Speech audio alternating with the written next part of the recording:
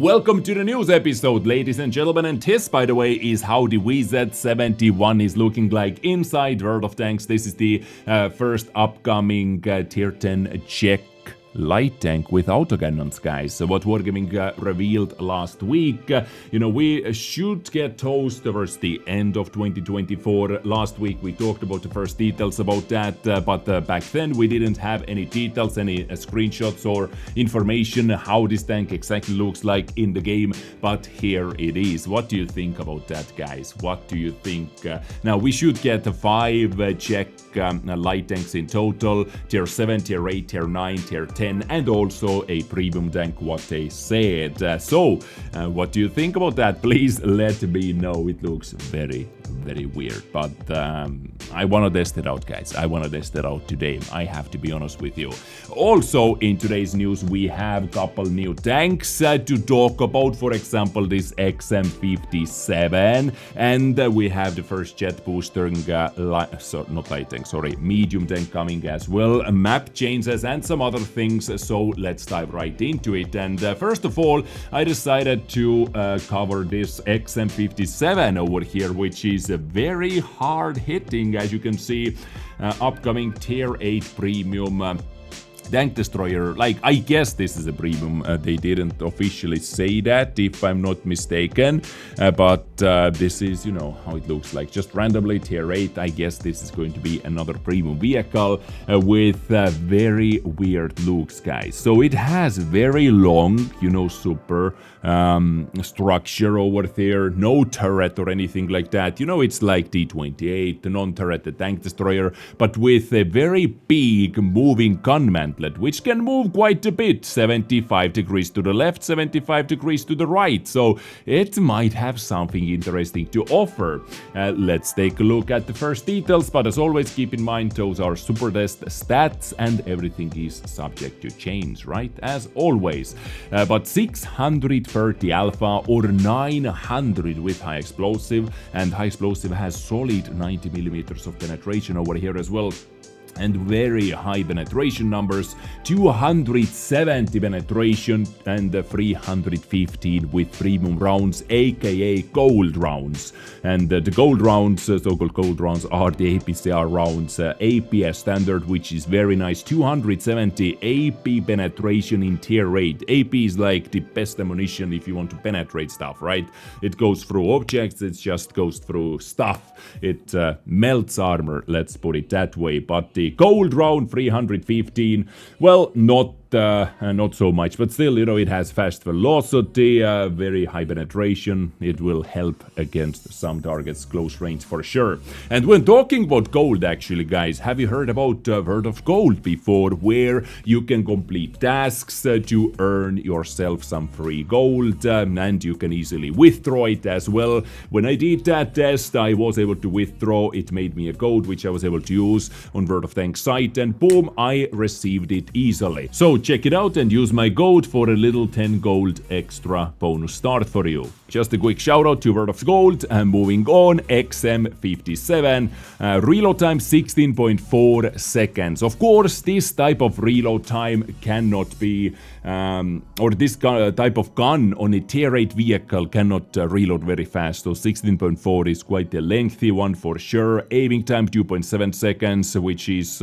on the bad side as well, most definitely. Not the worst, but on the bad side. Accuracy 0.45. Well, we can clearly see that this tank is not meant to be a sniper, guys. -7 degrees of gun depression, which is okay, I would say. -5 is bad, -6 is pretty bad, but still pretty bad, let's say, but -7 is like okay. And as I said, it can rotate its gun 75 left, 75 degrees to the right, and it is a little bit confusing armor model overall over here, if you look at it, right? Like, can you really rotate that massive blade to the left, to the right? It's, I need to see that in action. But overall, I gotta say, at first I was very confused how this tank looks like, but the more I look at it, the more I start to enjoy it. Is it only me, guys? What do you think about how it looks like? It kind of looks beastie, It looks beastie. But it definitely has some bad things, you know, like the long reload time, right, and the mobility. 24 top speed, 12 moving backwards, pretty damn slow. Also with 13.5 power to weight ratio, which is pretty bad, but at least, you know, it doesn't have huge top speed to reach, so it should be able to do that fairly easily. But turning with it is going to be kinda slow, quite painful, 24 degrees per second. Turret 22 degrees per second over here. So mobility-wise, definitely not shining in any way. Survivability, 1400 hit points. Hull armor, 105, 80, and 40. Okay, so it has quite a slope on the top of the hull, right? But you can also see that the lower plate is fairly big. So I would say hull or penetrating the hull, at least according to this picture over here, is not going to be a problem. And they say turret armor is 140, 140. Also, the turret, is this considered a turret? I consider it more like a gun mantlet, but if this is actually considered a turret, it is going to have hit points, not like, you know, gun mantlet. Or is this 140 armor over here, let's say on this gun mantlet, massive big gun mantlet, and then you need extra 105, or then you can add extra 105 penetration needed for the superstructure as well. The armor model is a little bit confusing because what Wargaming also said on their official notes about this tank is that it is boasting exceptional armor and formidable firepower. This is the description of XM57F given by Wargaming, but, you know, looking at the flat turret armor value, looking at the flat hull armor value, nothing is exceptional, so maybe somehow it is going to be troll still, so I would be careful about that, saying if the armor is good, if the armor is bad right now, simply because I do not have full details, no 3D armor model or anything like that. View range 370 meters, signal range nobody cares, 745 meters, right? It has commander, gunner, driver and loader, pretty standard for crewman setup over here, but yeah, XM57, the gun slaps very, very hard, very high penetrations, especially with the AP round, fast shell velocity with APCR rounds, high penetration with a high explosive. So when this tank is able to hit, it is going to slap. No question about that. And as it is a premium tank, every hit in those type of tanks means ching ching money in your pocket, right? So XM guys, honestly, I want to know what you think about this tank right over here when we move on to the next one, which is the DZT-159, and this is our first jet boosted medium tank, assault medium tank, with 440 alpha, 530 with high explosive, 260 bend, 310. That seems like a heat bend. Yes, heat and AP right over here. 11.7 second reload time, 2.9 second aiming time. So this tank aims longer than the XM, for example. 0.40 accuracy, -7 gun depression. You know, still very decent, right? For a medium tank, you can angle it faster and move it around faster. But mobility 40, 15, power to weight ratio 14.1, hull rotation speed 35, nothing special over here. But of course, guys, this is not the special thing about that tank. The base mobility is not very special thing because this is a jet boosted tank, as I said before. First, the jet boosted medium tank, and Wargaming is saying that the jet boosters on this tank will be more powerful but less duration. Only 5-second boost, but you get 7 boosts in total, which may change, of course. Once again, this is a super test, so I guess it just gives it more power spike compared to the jet boosted heavy tanks, for example, which have that boost available for 10 seconds. And tier 9 gets 5, BZ68 gets 5, but you know that the new TT130M gets 4 jet boosts in tier 9, so this getting 7 with 5-second duration, but I guess just the impulse, the first power spike is going to be better or higher, or maybe they're going to tune the top speed more. We'll see. I would say whatever they do with the top speed, when you use turbo on it, for example, you can get it up to 65, because outside of turbo this tank seems to be outside of jet boosts and without turbo this tank seems to be mobility definitely under average. So the mobility is where this tank is going to shine when the jet boosts are on, and only then, right? 1800 hit points, turret armor 270, 110 and 50. So side 110 with the slope is actually very strong side. Turret armor I would say so, but 270 also flat armor value is very strong, but as soon as tier 9s, tier 10s load premium rounds, then this flat face will be penetrated, most likely commander hatches as weak spots over there.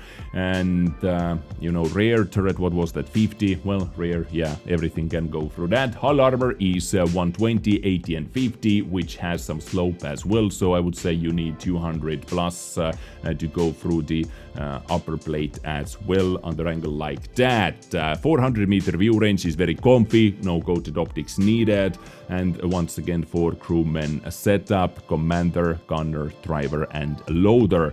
So DZT-159 is coming to Earth tanks sooner rather than later, I guess. Is this going to be next year's Battle Pass tank? Is this going to be tier 9 premium tank? It is just out of nowhere. Usually they do not reveal tech to vehicles like that starting from tier 9, so it is going to be either some kind of a reward vehicle or, you know, in nowadays World of Tanks, having tier 9 premium tanks, it easily could be a tier 9 premium tank as well.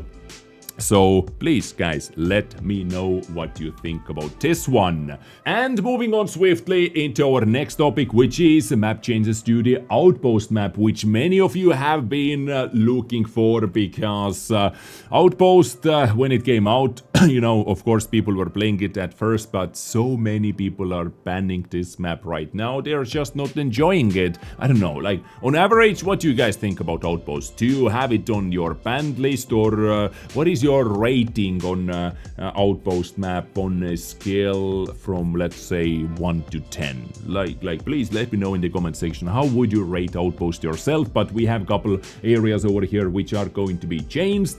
For example, this part, this is this number 3 over here, and what we are going to get is extra rock to help push in, and from both sides actually.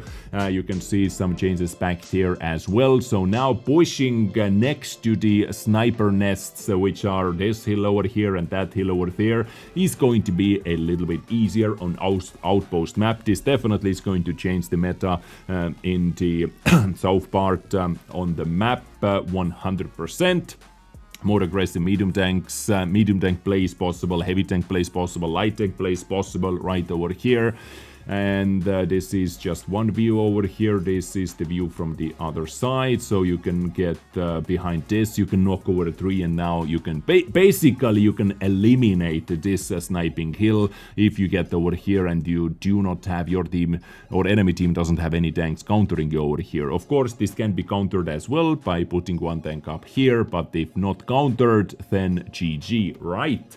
And same to the other side, you can get into this hole and knock over that tree, for example, and you can start peeking and spotting the other sniping hill just like that. Now talking about the heavy side, more houses just to block easy, very easy shots. This was actually needed for that side, because the other side had a house blocking this balcony basically, which was able to shoot down to the heavies over there. The other side, which is off the screen, had a house blocking shots from the middle, but this side didn't, so this will be blocked off as well. And over here, let's see what they're going to do. They're going to completely change this area. No more sniping, sitting back in the hole, sitting back in this hole, sitting back in that hole. There is going to be a massive amount of houses added. So side scraping action over here, over here. This seems to be raised off the ground as well. Once again, quite drastically changing this position up here. Yes, I'm actually honestly looking forward to this. I don't know, is it going to make it worse? Is it going to make it better? I can see right now that it can make it better because this map and this area over here overall, for me personally, was very boring fighting. Very, very boring fighting. Hopefully this opens up a couple more plays overall for the map with those changes, and I personally am looking forward to those. But once again, let me know your thoughts in the comment section down below. Ladies and gentlemen, changes to the Outpost map. We have two tanks coming, a DZT. Did I say BZT? I feel like I have said BZT in today's video many times. Anyway, a DZT and also XM57 coming to World of Tanks together with some map changes. What do you think about all of that? Let me know in the comment section down below. Check out World of Gold as well for some free gold, and I will catch you very soon. Stay awesome, enjoy your weekend, take care, and bye.